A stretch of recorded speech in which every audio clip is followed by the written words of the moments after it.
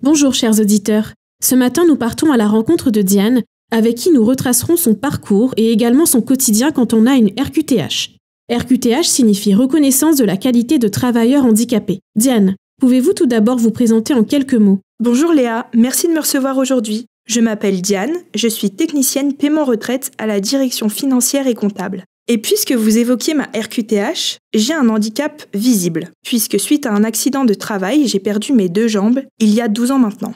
Merci. À présent, pouvez-vous me raconter comment s'est passée votre embauche à la CARSAT? Auparavant, je travaillais déjà dans la sécurité sociale, mais du côté de la MSA, le régime des agriculteurs. J'ai postulé sur une offre de la CARSAT en me disant qu'il devait y avoir une forme de ressemblance entre les postes et dans les valeurs qu'ils véhiculent. L'offre à pourvoir était au sein du service courrier.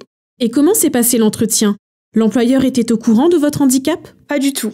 Et le poste n'était pas du tout adapté à mon handicap. Mais malgré cela, nous avons réalisé l'entretien normalement. La personne en charge de recrutement ne s'est pas arrêtée à cela. Elle a mené son entretien jusqu'à son terme, après quoi nous avons été sur place dans le service pour voir si je pouvais circuler avec mon fauteuil sans difficulté. Et comme le poste proposé nécessitait pas mal de manutention, on s'est de suite rendu compte que ça n'allait pas le faire. Et pourtant, vous êtes aujourd'hui à la CARSAT. Qu'est-ce qui est arrivé par la suite? J'avais réalisé un bon entretien et un poste s'est libéré dans un autre service. Un poste similaire à celui que j'exerçais à la MSA. On m'a donc rappelé et j'ai repassé un entretien et cette fois-ci, c'était la bonne. Et au quotidien, comment est perçu votre handicap? Vous avez des aménagements de poste? Mon handicap, au début, c'est toujours un peu tabou. Certains n'osent pas demander ce qu'il s'est passé, mais avec le temps, on n'y fait plus attention. J'ai été très bien accueillie et vite intégrée à mon équipe. Sur le plan pratique, à mon arrivée, j'ai tout de suite été sensibilisée sur mes besoins et la prise en compte de mon handicap.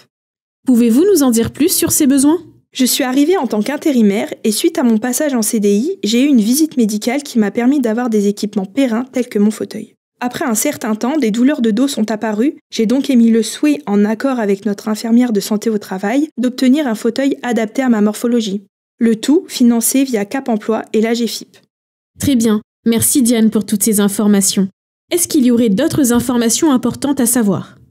Si j'avais un message à faire passer, c'est qu'il ne faut pas hésiter à faire remonter ses besoins et se signaler en tant que travailleur handicapé. Pour ma part, j'ai été suivie depuis mon arrivée par le service RH de manière régulière et c'est important d'avoir ce suivi qui permet d'échanger au quotidien. Merci Diane pour toutes ces informations et bonne journée à tous.